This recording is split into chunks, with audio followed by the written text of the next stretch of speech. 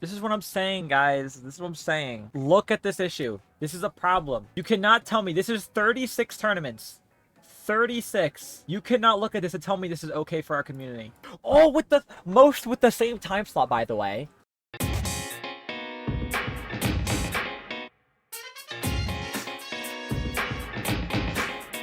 What you just heard was my crash out about the ridiculous amount of tournaments the competitive Splatoon scene has.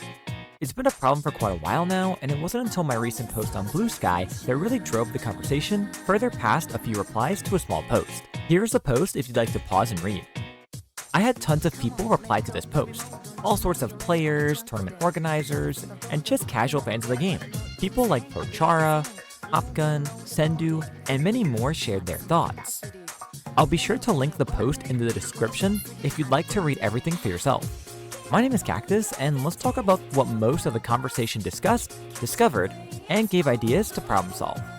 I will be placing timestamps into the description if you'd like to listen to specific parts. Feel free to use them if you're interested in a specific area. For starters, let's break down the tournaments that are available. The scene has many tournaments for lower skilled players and newer players. Most recognizable events are like Blowing, Little Squid League, From the Ink Up, and All for One. But in between all of these more well-known events, you have a large variety of tournaments that are also meant for these players. However, don't offer anything different from them besides potentially being run at different times throughout the week and a different looking Sendou badge. Next, we have tournaments called Open Skill Tournaments. These are tournaments that are for players of any skill.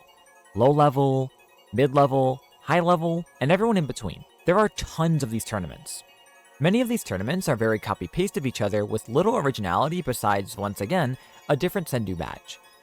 Then you have your Gimmick Tournaments. Events mostly anyone can play in, but have special rules to bring excitement and challenge players to use different weapons. These are your weapon-specific rules, certain restrictions, etc. Through discussion in my post, I want to restate that we don't have too many tournaments, we have too many bad tournaments. Now what do I mean when I say bad tournaments? Many of the events you will find on Sendou, a player-created site for all things Splatoon 3 competitive related, are copy-paste, meaning they follow the same formula. You make a tournament, you have a bracket, the winner gets a Sendou badge, and that's it. Many of these newer events aren't here to solve issues we face in the competitive scene when it comes to tournament availability. More about that a little bit later. There is very little originality in these tournaments. They don't offer a special prize like artwork, money, etc. They don't tend to be streamed anywhere on YouTube or Twitch.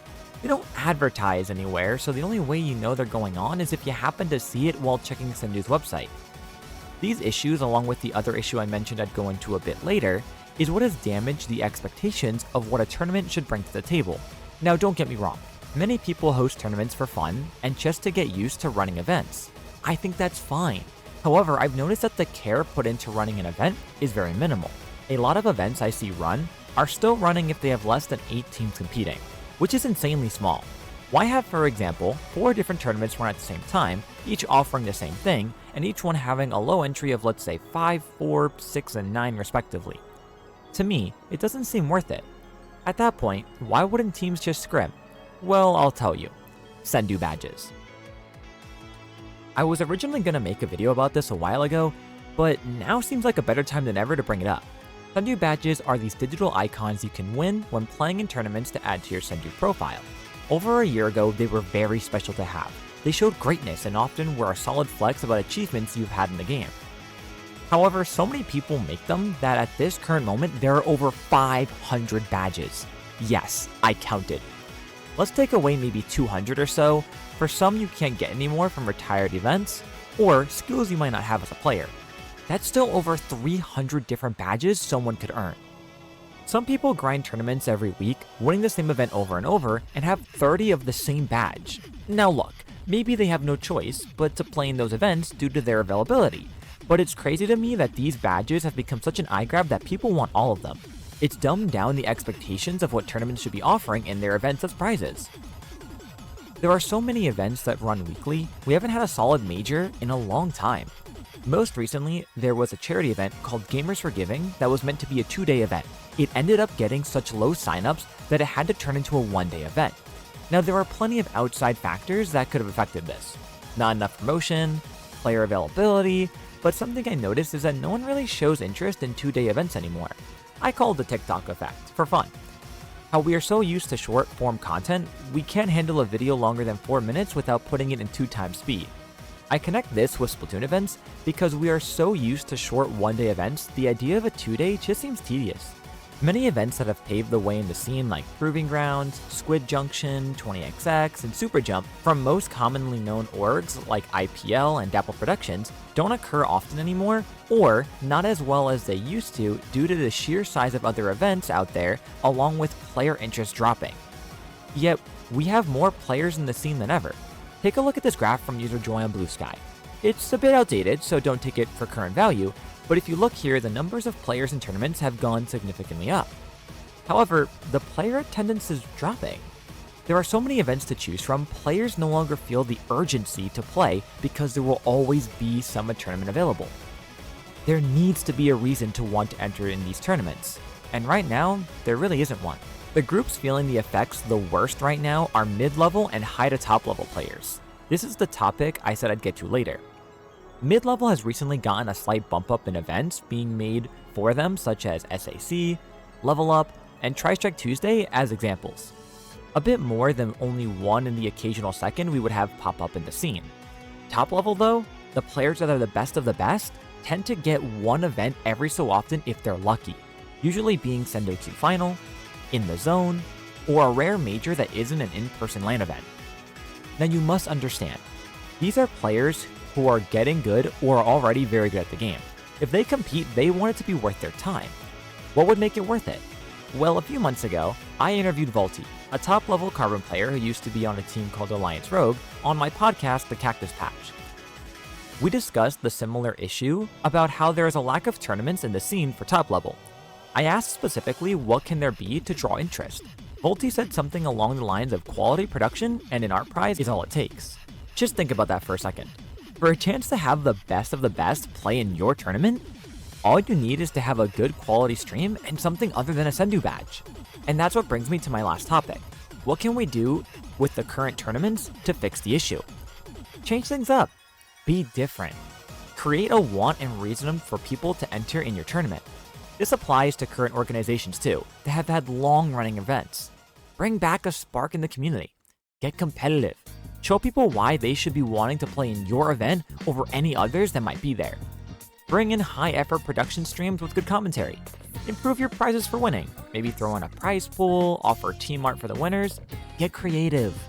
I know some people may not have the funds or connections to add these right away, but that's what's so great about the Splatoon community. Majority of the scene is very friendly, and oftentimes willing to help each other out. One idea I said on stream was to connect with smaller artists and or ask around if anyone would be willing to draw artwork as a prize for the winners. Give a chance for them to show how good their art is while giving teams something worth fighting for. Something else that was mentioned is the newer TOs working together more rather than competing against each other with the exact same ideas. I've said it more times than I can count, but there is no originality behind some of the tournaments besides the different Sendou Badge. Instead of creating more tournaments that copy each other, look to work with each other and make a bigger event or a more meaningful event. If you might be a new TO and want to work with more well-known organizations like IPL, Dapple Productions, Splatoon Stronghold, etc., many of these organizations actually have applications to work with them. Maybe it's being a TO, maybe it's commentary, maybe it's helping create resources for players. Whatever you're interested in, you can join these organizations' Discord servers and find ways to apply and look to help the community. I'll be sure to leave links in the description to join these servers and a few others. For those who want more reach for their tournaments or want to make a tournament that is helpful in the scene, look to cover the struggling demographics. Make tournaments for mid to high to top level players. Look at events like SAC, In the Zone, Gauntlet, Megalodon Monday, or any online major in the past like Super Jumper 20XX for what they did and see what you are capable of and see about getting help from others to make it a reality. Remember, there is no I in team.